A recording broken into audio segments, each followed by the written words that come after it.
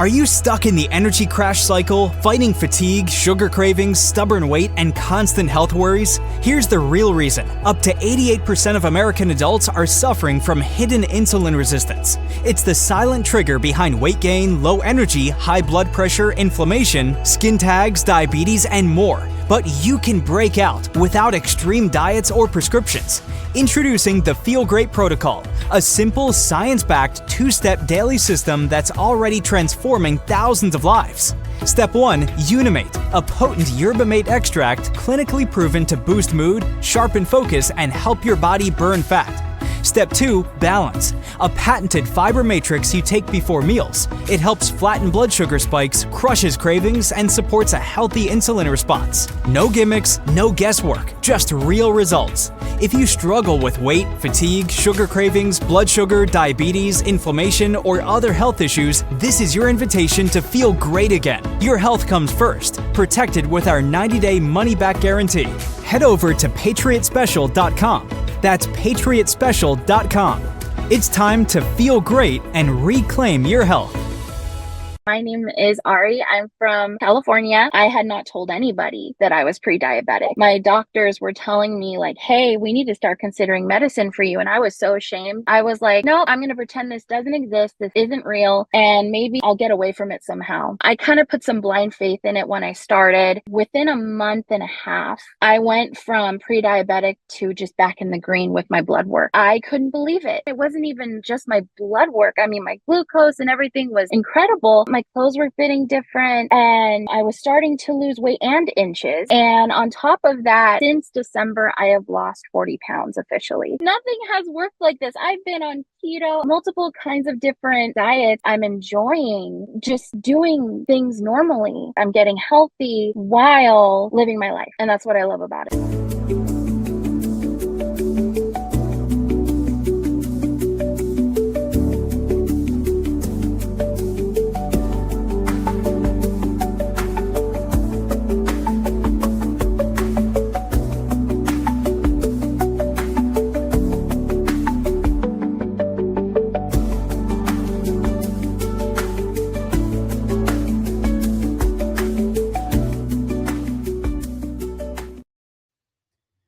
All right. Hello, everyone, and welcome to Patriot Underground. Today is November 19th, 2025. Thank you so much for joining me, folks, to discover the truth beneath the surface. As always, I really do appreciate everybody out there taking the time to listen. And at long last, tonight, I am finally going to provide a solo situation update. I know it's been a really long time. I thank you for you folks being patient with me. But I want to talk about the landscape that we're all navigating together as the fifth generation war rages on. And my primary focus is to once again remind folks out there what the objectives of this war actually are in an effort to separate the end game from all the noise and to clarify the reasons that the battlefield has become increasingly obscured the deeper we get into the operation. Now, obviously, all eyes are on the Epstein Files Transparency Act after it surprisingly sailed through the Senate yesterday and it's ready to be signed into law by President Trump. And certainly we all know by now that there is a provision in the bill allowing Pam Bondi to redact information on the grounds of both national security and ongoing investigations. But it's also important to point out that the language specifies that this is, quote, provided that such withholding is narrowly tailored and temporary. So what this means essentially is that the law mandates that we, the people, cannot be continually kept in the dark. And in the interest of providing more clarity for folks, let me break it down a bit further and explain in more detail. So the Epstein Files Transparency Act, which is House Resolution 4405, mandates the Department of Justice to publicly release all unclassified records related to Jeffrey Epstein's investigations.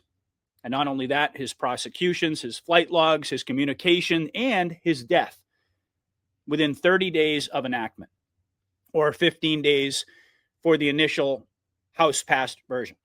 So this includes names of government officials, it includes public figures, foreign dignitaries, anybody who is referenced in connection with Epstein's activities.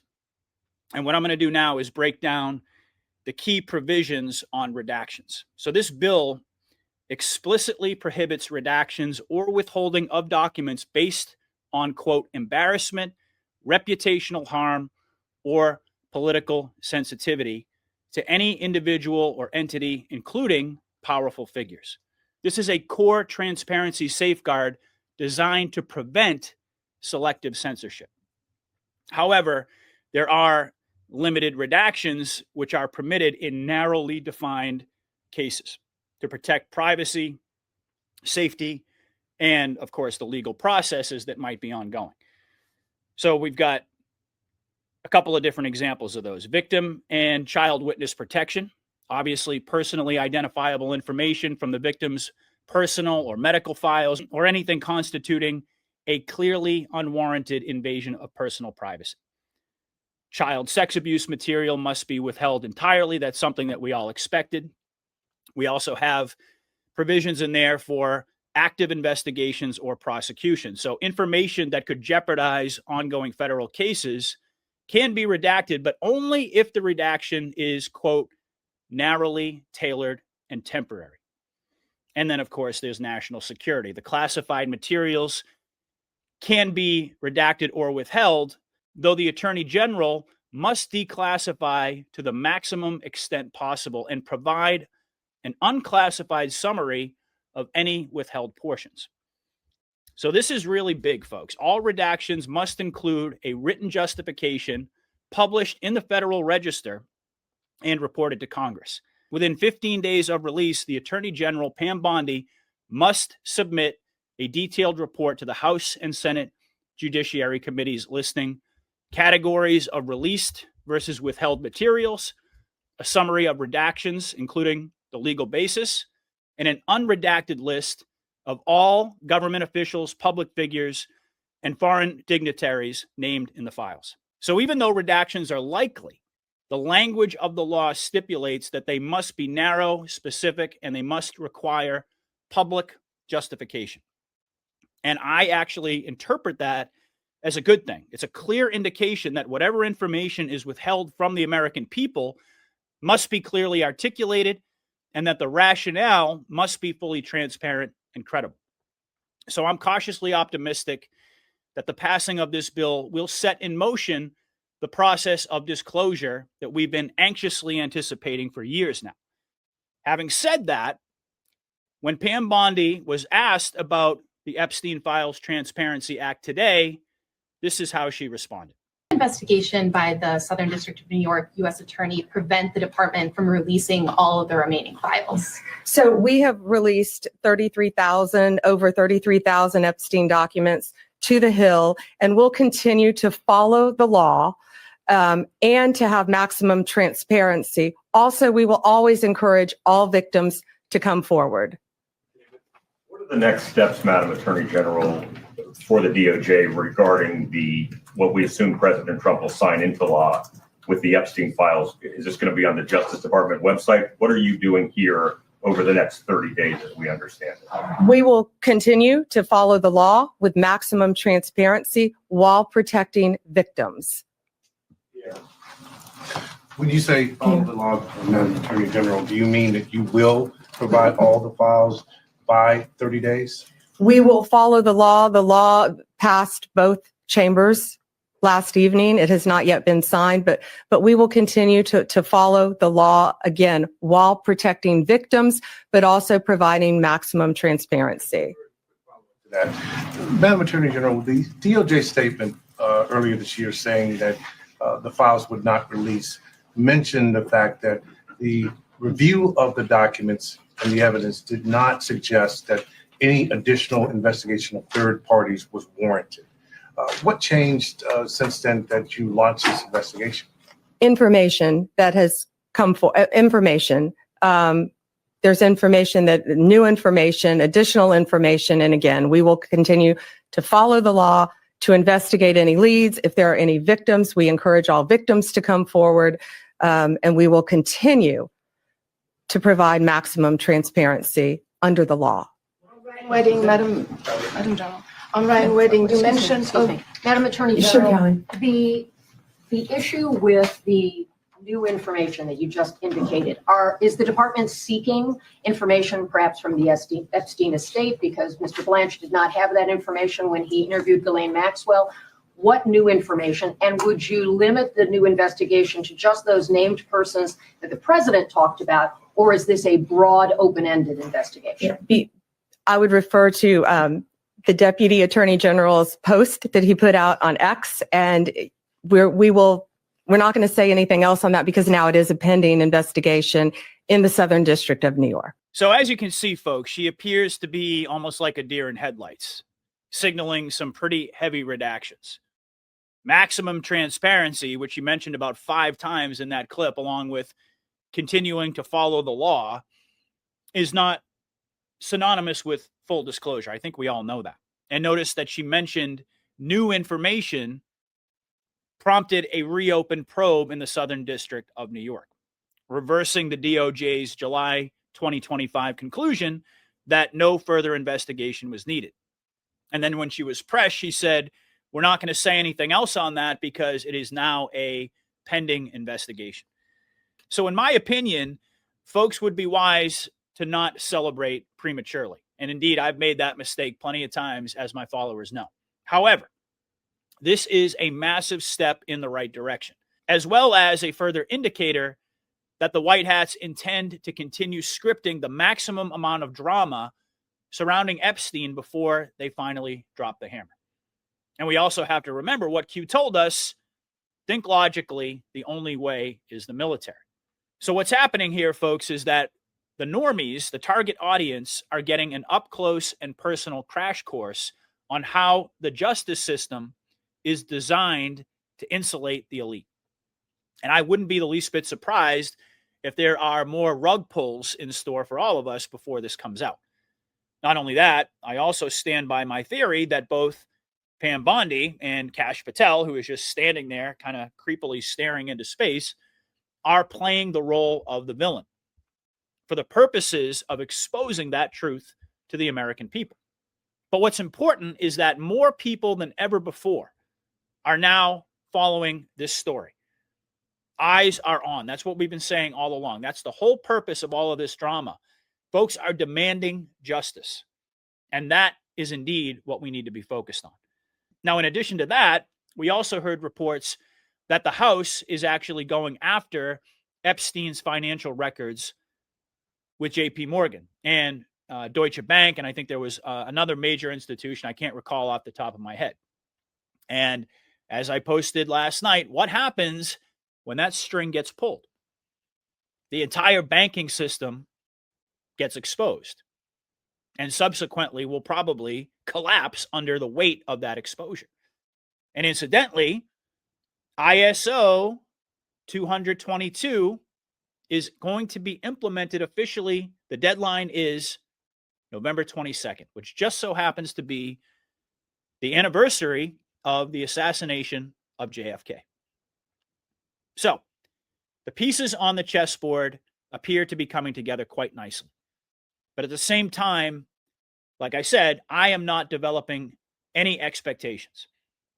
We know where we're headed, but none of us can accurately predict how we're going to get there and what the ETA looks like. So with that said, let's zoom out a little bit here and let's talk about the big picture, because that's really what I want to focus on tonight.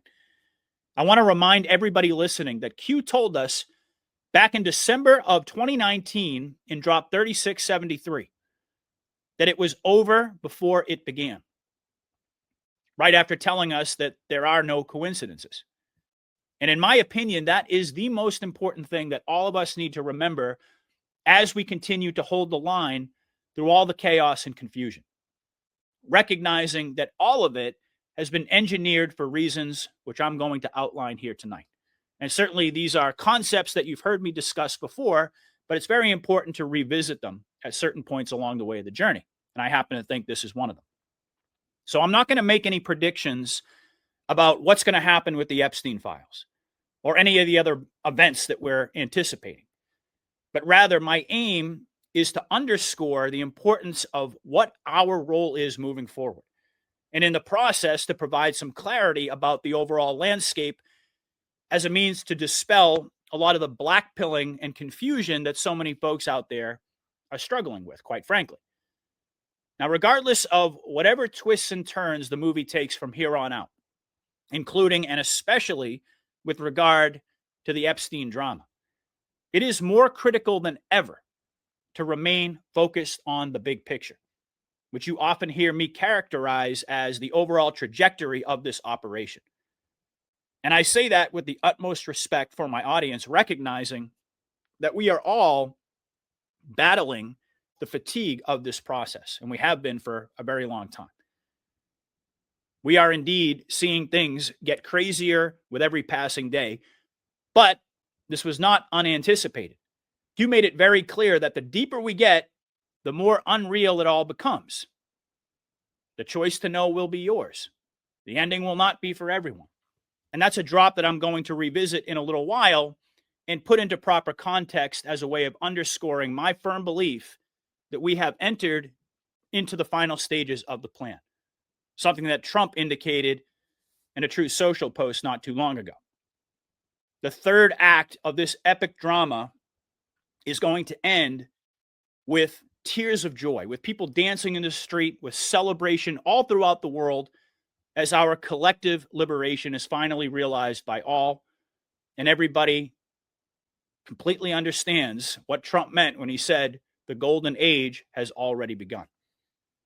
In my opinion, we are rapidly advancing toward the eye of the storm as we continue to witness the manufactured division that seems to be everywhere at this point. Most noticeably, by observing the perceived rift within the conservative movement over the Israel question. And we're seeing manifestations of this central issue everywhere, including, of course, with the Epstein files. And what's amazing to me, and I say this with all due respect, what's amazing to me is that so many people are continually falling into the psyop rather than being able to objectively observe all of this drama and to understand that this is all part of the operation. But it's also not surprising when you consider all that we've been through and the exhaustion, the emotional, mental, and physical exhaustion that set in a long time ago. And it just keeps building with every passing day. It continues to deepen the longer it takes for all this stuff to play out. I get it. I'm sympathetic to it, mostly because I've experienced it myself. And if you've been following me for a while, you know that. I've been very transparent about it. At the end of the day, we're all human. But having said that, it is my firm belief that we have to be constantly mindful of the fact that we were called to transcend our own imperfections. We were called to rise to the occasion and to be something more, quite frankly, than any of us thought we would ever be. And I don't think that's hyperbolic. Each of us were given the responsibility of digital soldiers who have to dig deep within ourselves to find the clarity, to find the will to fight on, even when the impulse to walk away temporarily takes over, even when in our darkest moments we want to flip over the table in frustration. We all have to remember why we're here.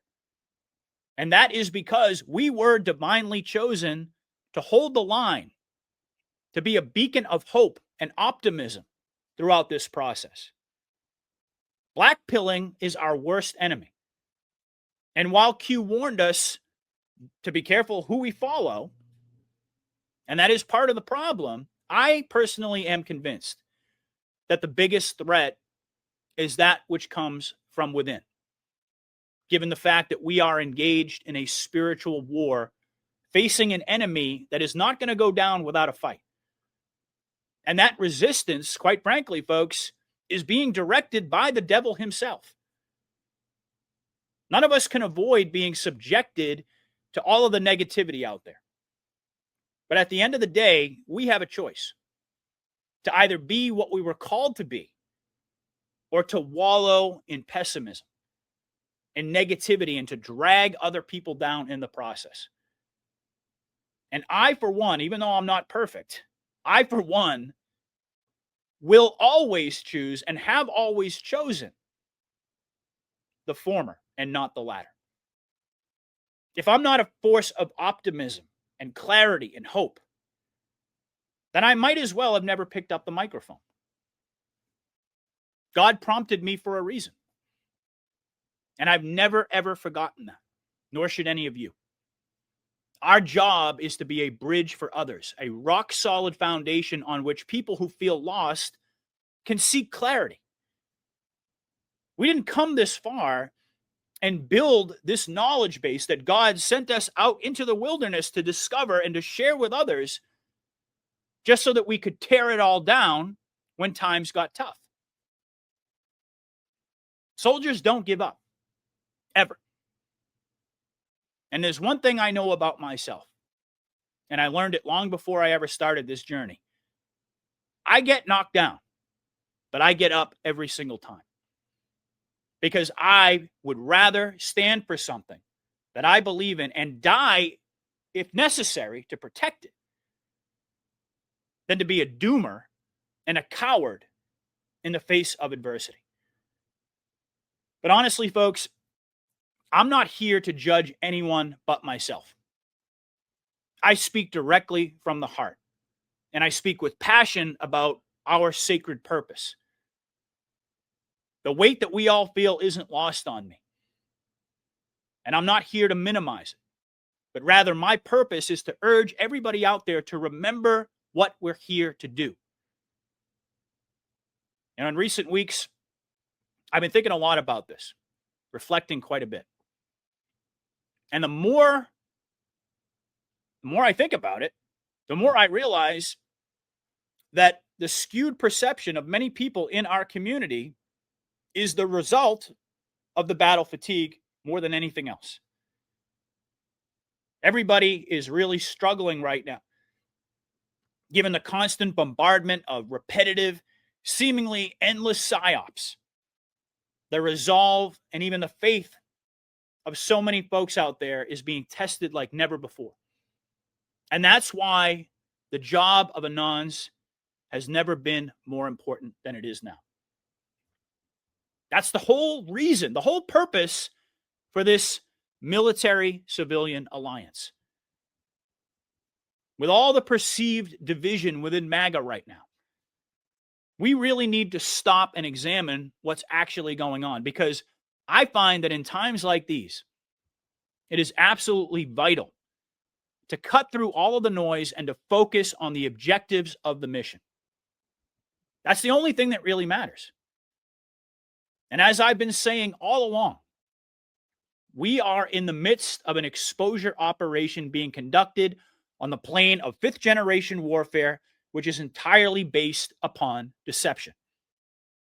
Now, I fully admit that I did not anticipate the type of optics that we've experienced, and certainly the ones that we're experiencing right now.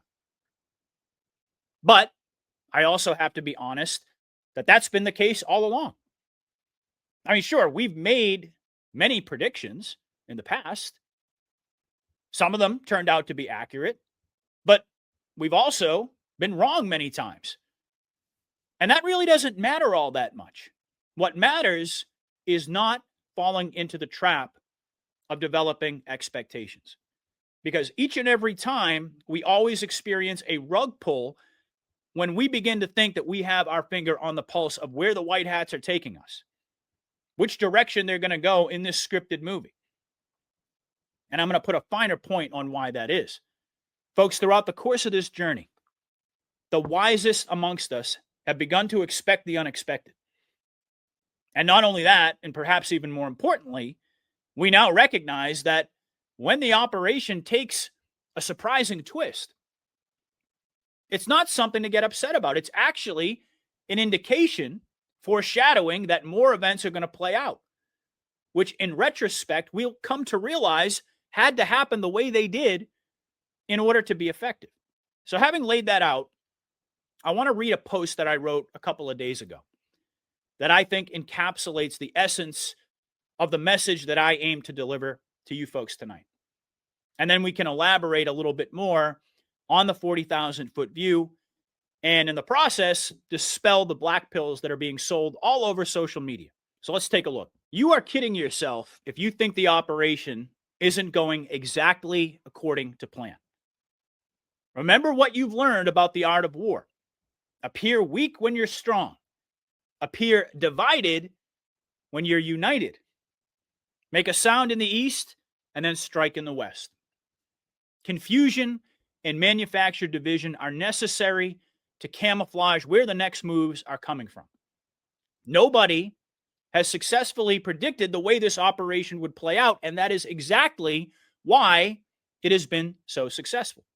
This is fifth generation war, the art of misdirection.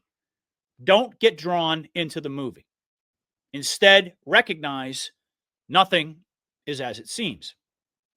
It had to be this way, and the war is not over yet. The cleanup of the lower tier of the cabal, while simultaneously breaking down the matrix by forcing people to talk about the subjects that actually matter, are the hardest parts of the operation, which is why the fog of war is thickening. The White Hats are forcing the spotlight to exactly where it needs to be in order to manipulate the minds of the, quote, target audience on both the left and right. It is vital to recognize that the false political paradigm of Democrat versus Republican is eroding in the process. As all of this continues to play out, people are focusing less on partisan politics and more on the core issues that have both weaponized the system against we the people and prevented our elected officials from actually representing us and not special interests. That's what unity looks like, folks, even if it has the appearance of division. Don't worry about Trump playing golf with Lindsey Graham, disavowing Marjorie Taylor Greene, or the optics of his pro-Israel administration. Rather, ask yourself, if Trump were really on the side of the Zionists and the neocons, if he were truly aligned with the deep state, would we be having an Israel first versus America first battle within the MAGA movement and even more broadly across the political spectrum? Wouldn't that power have been used to shift attention away from the one issue, the one subject that we have never been able to have an honest conversation about? And even though we're seeing the optics of an attempt to censor, isn't it rather obvious that the voices grow louder as time goes on? Wouldn't the Epstein issue be memory hold by now? And yet so many people are bewildered by how Trump is operating. Here's what they fail to grasp. From the moment he descended the escalator, Trump was characterized as one of the most divisive figures in history by the mainstream media, and in accordance with the principles of Sun Tzu. The White Hats have used that to their advantage. And that is why he positions himself on the wrong side of an issue, to draw those who perceive him as the enemy to the right side without them ever even realizing how they're being manipulated. This is all tactical maneuvering.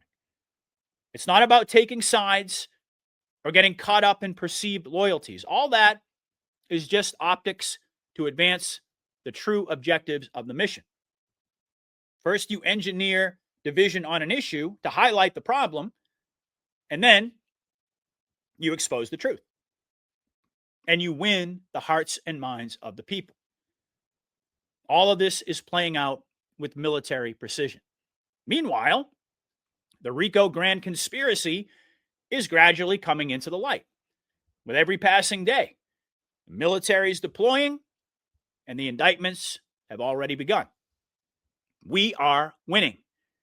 The boomerangs will return, no matter how convoluted the chessboard may seem. All this was planned long ago. And that is why Q told us, deeper we go, the more unrealistic it all becomes. The end won't be for everyone. That choice to know will be yours. Choosing to know means trusting the plan. It's that simple. The White Hats have this all mapped out, and the hammer will drop at exactly the right time, not a second before. Disclosure and accountability are coming, but not in accordance with our timeline or expectations. In the meantime, take a breath and allow yourself to rise above the noise. Don't focus on the optics. Focus on the subjects that aren't going away. Israel, Epstein, and the demand for justice. And then I ended by saying nothing can stop what's coming. This is the art of war playing out, folks. Appear weak and divided when the opposite is true.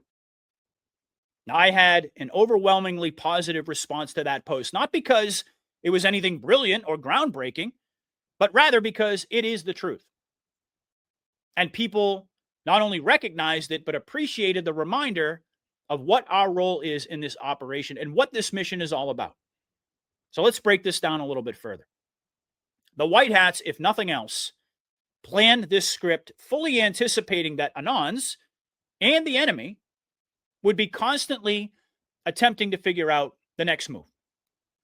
And consequently, they needed to be sure to throw innumerable curveballs in our direction to keep us off the scent of the correct sequence of events. Why? Well, for operational security.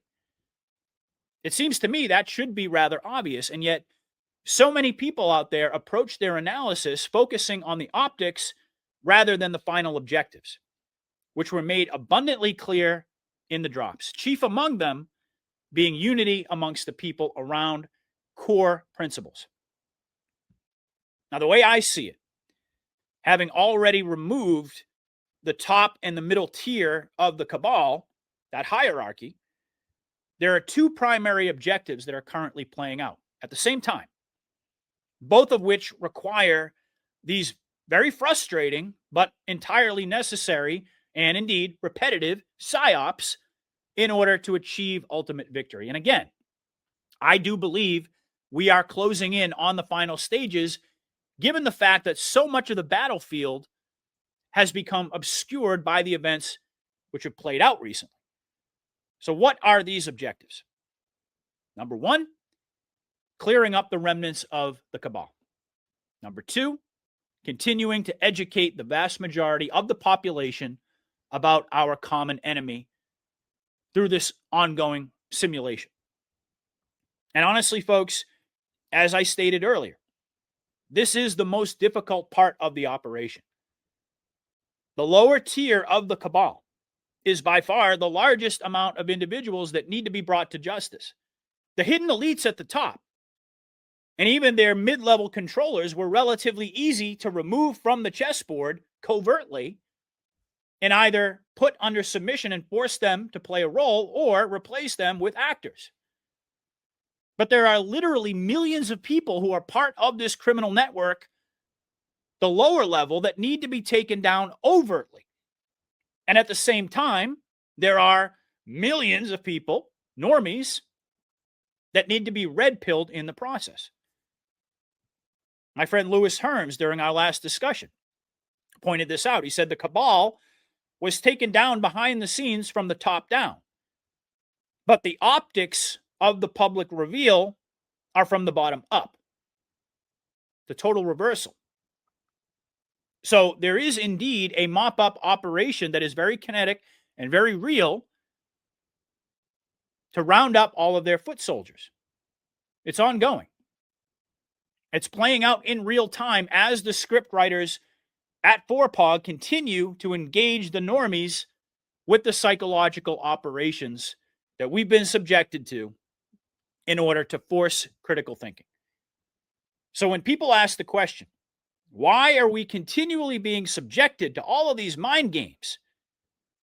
The answer is relatively simple. Because it's the only effective way to keep what remains of the enemy off guard, and also to infuse cognitive dissonance into the minds of the population at a level sufficient to break their programming and to shatter the matrix. All of which has to be done artfully, delicately, and quite frankly, with military precision. And that is the reason why things seem so chaotic at this point. Most of us anticipated that we would see this play out in a different way. myself included. But we've all come to learn that the unbelievable progress that's been made up until this point would not have been possible were it done according to our preferences. In other words, folks, to put it simply, don't let the optics convince you not to stay the course. Don't allow your own cognitive dissonance to cause you to lose sight of the big picture, of the objectives of the mission, which I just outlined. And expect things to get a lot crazier before we see how the White Hats plan to untie this knot. Just because we can't make sense of what's happening at any given moment, we can never afford to forget that that is a sign that the good guys are actually in control. And they're keeping the remnants of the enemy off guard while the remainder of this war plays out and while all the normies are being prompted to wake up. We're not supposed to be able to figure out what the next moves are. And even when we reach a low point, when it feels on an emotional level, because we all know about emotions and what Q told us, right? When it seems like we're moving in the wrong direction or we're not moving at all, what happens every single time? The boomerang always comes back around. And we continue to see more exposure, more concrete steps toward justice. It's always the optics that folks get concerned about. When we look at Kash Patel contradicting himself over Epstein, or Pam Bondi for that matter, or either one of them calling for censorship, or appearing to stonewall the wheels of justice, when we see Trump optically siding with Israel, when we see him lash out against Marjorie Taylor Greene, when he appears to be on the wrong side of the will of the people, we have to remember that all of this is being done strategically in order to use Trump's persona as a fifth-generation weapon. Now, what do I mean by that? Well, every time he makes a statement, every move that he makes, every posture in a certain direction should serve as a reminder that we are engaged in asymmetrical warfare. Because Trump is the lightning rod. It's critical to understand that all of these illusions that are being created are not only being done for tactical reasons, but they're also continuing to set the stage for more unexpected twists that are ultimately going to liberate humanity fully from this enemy mindset that's enslaved us for generations. That's why we constantly say this is a war for your mind.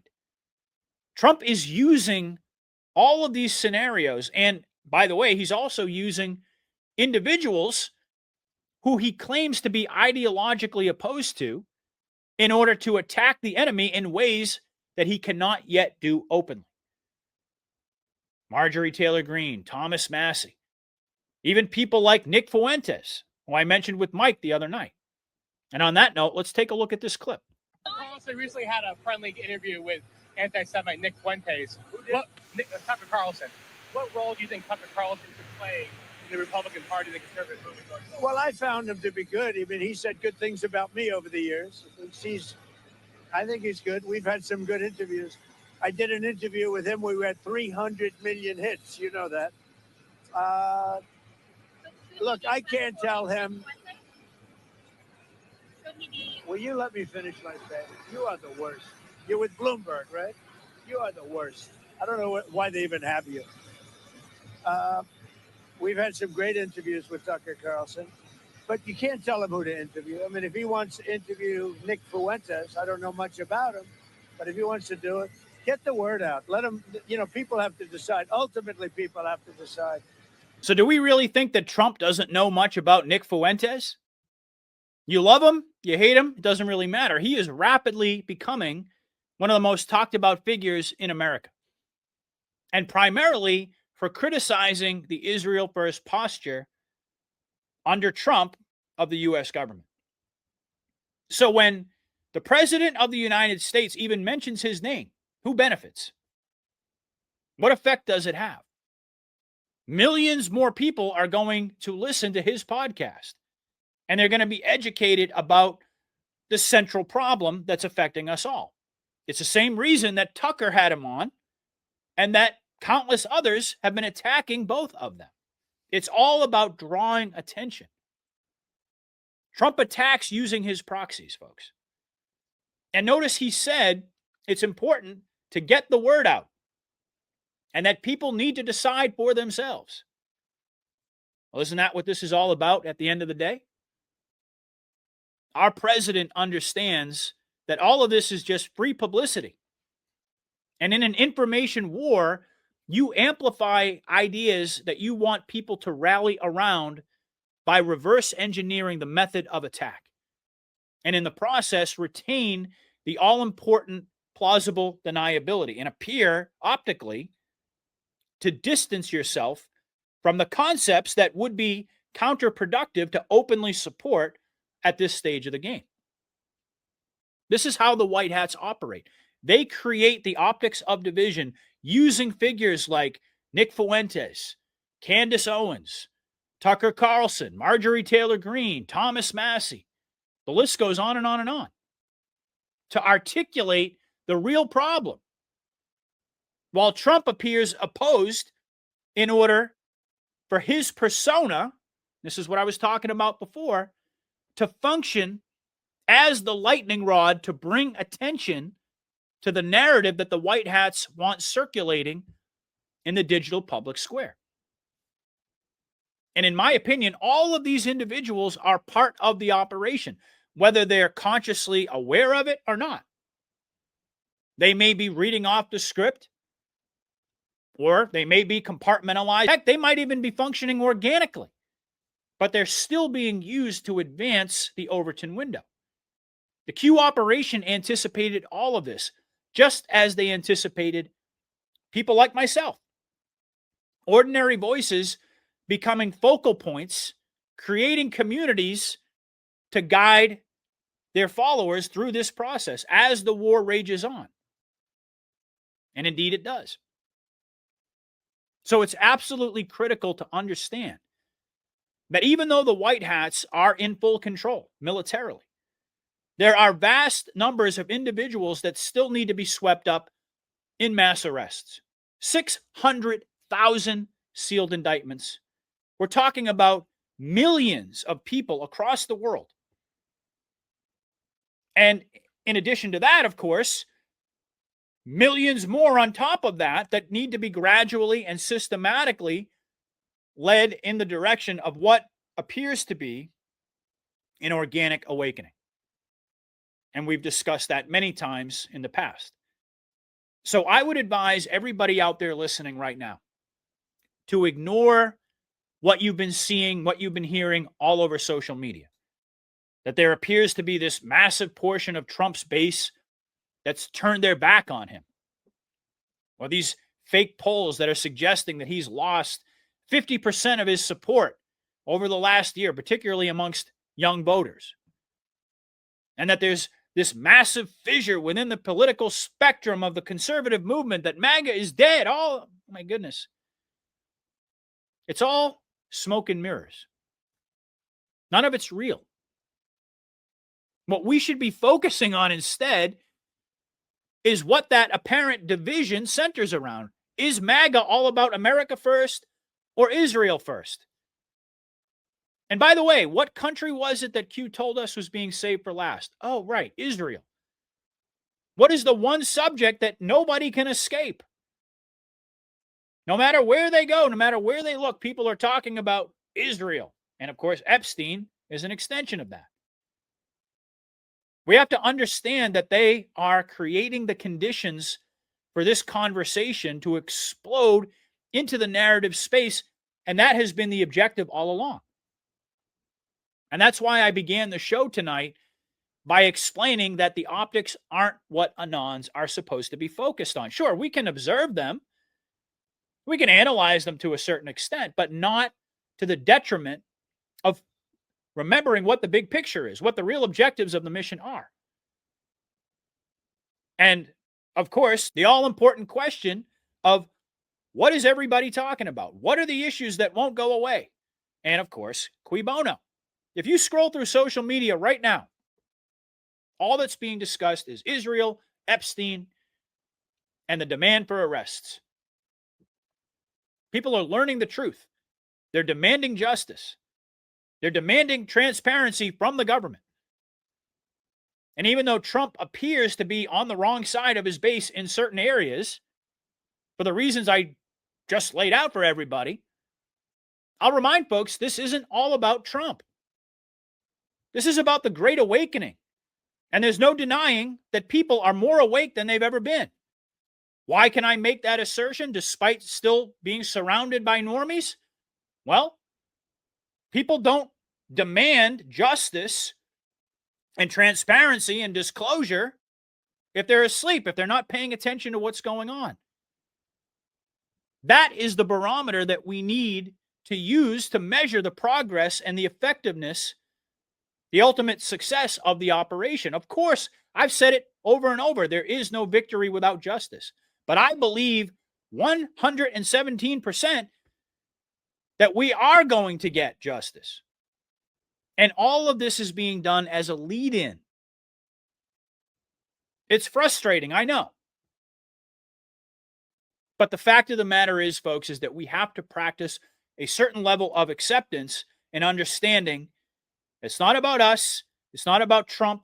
It's about the big picture of unifying humanity around knowledge of this common enemy. And we are getting closer and closer and closer for that big icebreaker moment that we've all been waiting for. You can feel it. And as I mentioned earlier, the false left-right paradigm is dissolving as anger and confusion increase. And this is central to the objective of achieving unification in opposition to the system of corruption and evil that is being propped up in this scripted movie to show the people and to galvanize the vast majority of the population. And it is working. The optics of division are camouflaging the real unity that's taking place. The progress toward that unity as a consensus is continually building, where people are pissed and they are demanding transparency. They are demanding accountability. That is ultimately the goal. That is where the White Hats want this to go. We've heard it said a million different times in a million different ways. Trump and the White Hats have to get the people behind them, but they have to do it in a way where people don't realize that they're being manipulated. It has to appear organic. Otherwise, it's not going to work. It's not going to stick. That's why Q told us it had to be this way. And while I can't say definitively, nobody can, how all of these complex knots are going to be unraveled, I can confidently argue that they will all boomerang back in due time as more disclosure continues to pour out onto the public consciousness. And at that point, it will provide Trump the necessary optics to pivot at the appropriate moment. We know it's going to happen. We don't know exactly how and when, but we do know it's going to happen. And I continue to suspect that 10/7 exposure, which thousands of Jews in Israel are demanding in the streets every single weekend, is going to be the linchpin that brings down the entire disease temple on its head. Once it becomes widely accepted that BB 2.0 set all of this up to justify the wag the dog war in Gaza, which they're never going to admit was fake, which it doesn't really matter. It's going to be very easy for the United States to disavow Israel.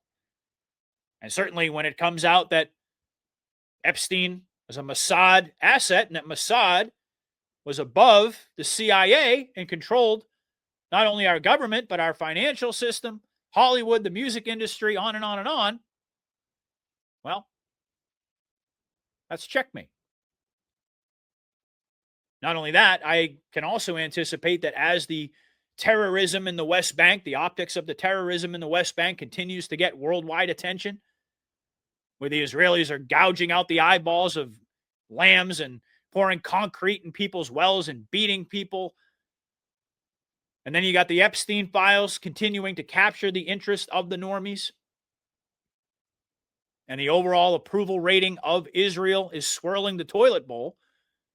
The complexity that so many people out there are struggling with is going to unravel very quickly.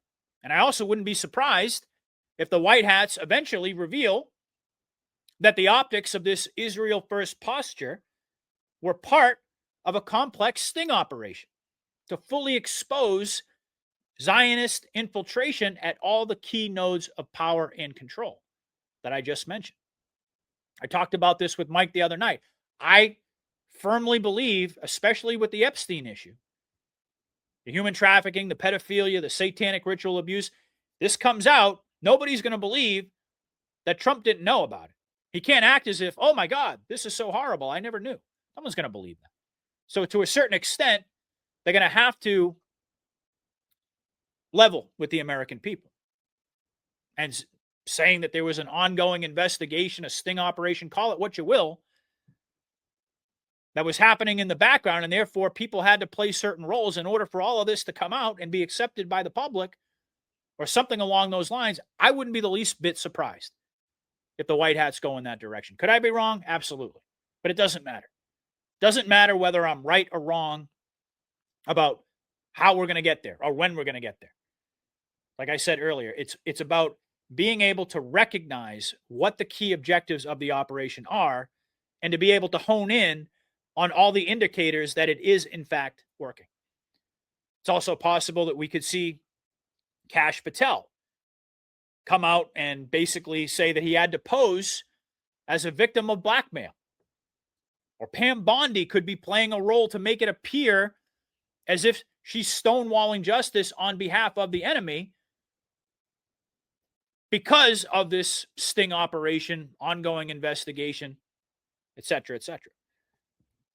And all of this can come tumbling down in dramatic fashion if it's revealed that it was part of a much larger operation to root out this cancer and all of its tentacles from our political system. So where are we headed from here? It's tough to say with certainty, like I just mentioned a moment ago, but there are a couple of subjects that I wanted to touch upon before we close out the show tonight. So let's talk a little bit about the filibuster. And if you've been following me on X, you know that I've been talking about this a lot lately. Why? Because Trump is pushing it. And we know that when Trump is pushing something, it's for a reason.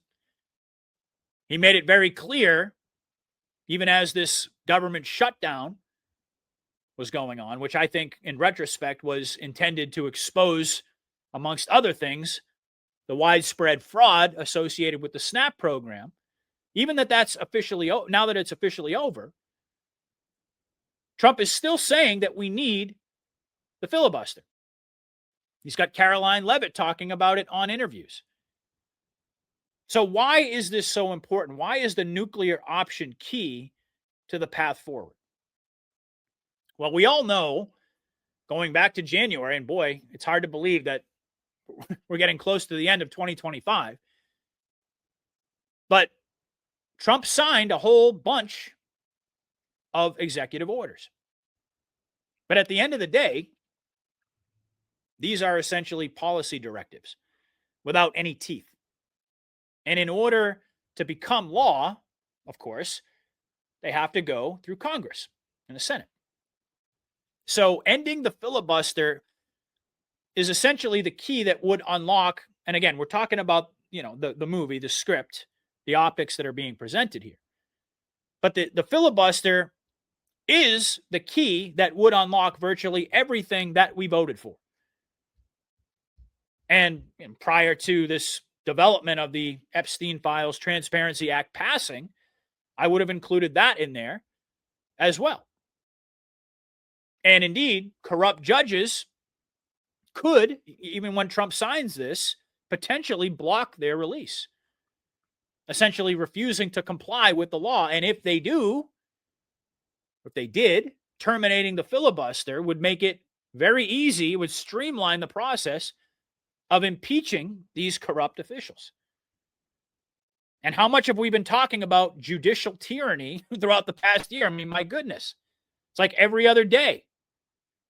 Another judge, another rogue judge puts up a roadblock. They all get torn down. But it's all about pattern recognition. They're continuing to show us how this corrupt system works and who it works for. So that would eliminate, if you had the filibuster terminate, you had the nuclear option, that would eliminate yet another barrier that we've been subjected to over and over and over.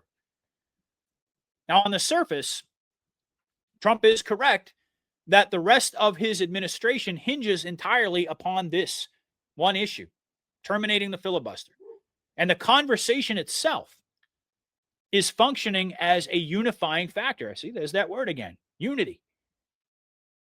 You may not be able to recognize it. It may look like division and chaos. You scratch beneath the surface. You analyze, you apply a little bit of logic and discernment. You realize that all of this is functioning. Everything I've talked about tonight is functioning as a unifying factor, dissolving all of the aforementioned divisions between both parties, or the uniparty. You could just call it that. Why? Because as people continue to suffer and get more and more frustrated and angry, they're no longer concerned about Democrat or Republican, but rather ending the stalling of progress on Trump's agenda, which is another primary reason for this scripted government shutdown. I'll remind folks, I've said it over and over and over again. The White Hats are not only engaged in an exposure operation, but also an education operation. And as some are calling it, like our friend Dave from News Treason, a manufactured consent operation in order to teach the general public the ins and outs of why our legislative system is so broken. That's why Kash Patel said, we are educating the American people. We are laying out the case for the American people. That's why Elon Musk said the only thing that matters, the only court that matters is the court of public opinion. They're telling you what the real objectives are. You just have to be able to listen. And remember what you've learned. If you really look at this from a 40,000 foot view, it's very clear that this is what's going on. The American people provided a mandate in a landslide victory that essentially has not been enacted. And the people are feeling disillusioned and angry and betrayed, and rightfully so for all the normies out there who don't understand the operation. Not my audience, of course. But this aspect of the plan is to essentially reveal the causes for all of their frustration. And again, it's not a partisan debate, but rather an institutional, structural lesson in civics to highlight what the real problem is as it pertains to the relationship between the voters and the government that they elect. And I would even go so far as to say that this scripted scene in the movie to shut down the government and force a national debate about the nuclear option was designed to unify the American people around the idea that the two-party system and these procedural rules within the legislative branch are the reason that life does not get any better for the American people, no matter who they vote for. That's one thing that Democrats and Republicans can basically agree upon. All the people who are at least somewhat sane would probably make that admission. Like, yeah, it doesn't matter who you elect. Things never get better. I mean, you've got the people on the hard right and on the hard left, the sycophants that are, they're going to always toe the party line. But for the average American, this is what really matters. And the natural extension of that is to begin to dissolve the divide between Democrat and Republican in the eyes of the vast majority of the country. Yes, a lot of people just simply vote based upon whether there's a D or an R after the candidate's name. But that's not going to be the case for much longer, folks. by the way, we were told that the Democratic Party, the D Party, will cease to exist. But this is all about getting rid of this false division. But I would argue that a vast majority of the country vote according to whether or not an administration has passed laws and delivered on their promises to improve their lives, particularly when it comes to healthcare, when it comes to financial security, when it comes to foreign policy, domestic issues, social issues, you name it.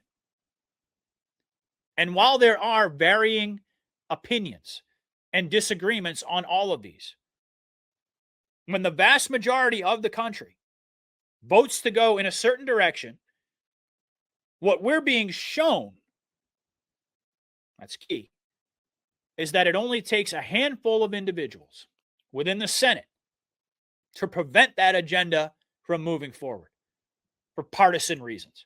And that should piss people off. I would argue that most Americans would like to see that go away. So that's what's going on here. And all of this corresponds with the Q drops about taking our country back, about returning power to the people. And of course, that has many different meanings and manifestations, as we all know. But it's very applicable to this conversation. The reason that people don't have any power is because of these legislative loopholes that prevent the will of the majority from being enacted into law. The president can only go so far with executive orders. Like Trump said, I'm not a dictator. He said, I'll only be a dictator on day one or something along those lines. But the reality of the matter is he can only go so far. Which, as I stated before, these executive orders, they're just policy directives. In order to codify them, it requires the compliance of other branches of government, particularly the legislative. And we're being shown the problem there, just like we're being shown the problem of judicial tyranny. And again, the reality of the matter is, as this audience knows very well, we are watching a scripted movie, which is why the argument that using the nuclear option would be dangerous, it could blow back on us if Democrats get back into power, I mean, it's a complete fallacy, folks. I probably shouldn't even have to say this, but I'll say it anyway. They certainly would have used it during the Biden administration to enact all of their legislative agendas. And we know the reason that they didn't, because we're already under continuity of government. But you hear some people making this argument, like, oh, it's dangerous to go down that road. Just reminded everybody that the Democratic Party will cease to exist. Not only that, we just had a Delta on election day a couple weeks ago reminding us that elections no longer matter. They're no longer relevant at this point. And that was posted by Q back in 2017. So everything that we're seeing play out, it's all fiction. It's all part of the movie. None of these elections matter. Like Mike King says, Congress probably isn't even in session. We're watching a production. For all we know, it's not even being shot inside of Capitol Hill. So if you add 2 and 2 together, it is quite obvious that there's no actual threat in using the nuclear option, but rather it is the agenda of the White Hats to engineer public opinion and in the process unify the people to support the elimination of this legislative roadblock that prevents action from being taken to benefit the lives of all Americans. That's what people want. That's what people care about.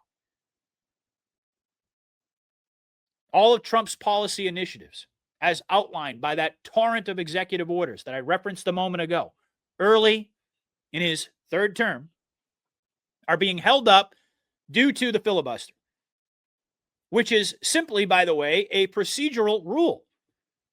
That's all it is. It's not even a law. It's a procedural rule. And it's never been used before, I have to admit. It's never been used before in order to pass legislation. But rather, to speed up presidential appointments and things along those lines. But the point here, folks, is that the public is getting a crash course education on how the government actually works, or perhaps it's more apt to say why the government doesn't work. They're getting an up close and personal view of why the system has failed them. That's what this is all about. So I can see this going either one of two ways. Again, according to the optics of the movie, either eventually there's a breaking point and we get 51 senators who are willing to use the nuclear option, or the rapid devolution process is only going to accelerate into and past the midterms. And I certainly hope it's the former as opposed to the latter, and I think it will be. Based on where we find ourselves at the current moment on the surface, for the rest of Trump's term, we're either going to see the floodgates open in many different ways in terms of implementing his agenda, or we'll essentially be in a position where we're watching everything get worse and worse before the inevitable happens and the military intervention begins. But again, I think it's going to be option A, not option B. But putting that aside, despite the optics, we are on course right now. We are exactly where we are supposed to be. And despite the optics that we are on course right now to watch this play out for the foreseeable future within the civilian system, we also have to remember that Trump, speaking of executive orders, wrote and signed Executive Order 14288 that essentially bridges the gap between the civilian system and the UCMJ. And this is going to become critical as we get closer and closer to the end game, and all of the exposure heats up. The RICO grand conspiracy comes into the light. The Epstein information comes out. The riots that Q talked about in Post 34 that prompt the EBS. This is going to be, in my opinion, the bridge that gets us to military jurisdiction. So this is absolutely critical to keep in mind as we continue to progress toward the end game. Think logically, the only way is the military. But however this goes down, folks, whichever direction the White Hats decide to take us, I want to end tonight by coming full circle with where I began, by making it clear that I trust the plan fully and completely. I anticipate there are going to be more rug pulls. There are going to be more twists in the road before we finally arrive at our destination. But my confidence in this operation and the way that it's playing out has never been higher. And to remind folks that we were destined to walk this path together, not because we weren't up to the task. Think about the enormity of what we're living through. We are documenting the most important and historical times for humanity since God blew breath into Adam's lungs. It's not an exaggeration in any way to characterize this journey and this operation, this war against evil, as biblical. Q did, and for good reason.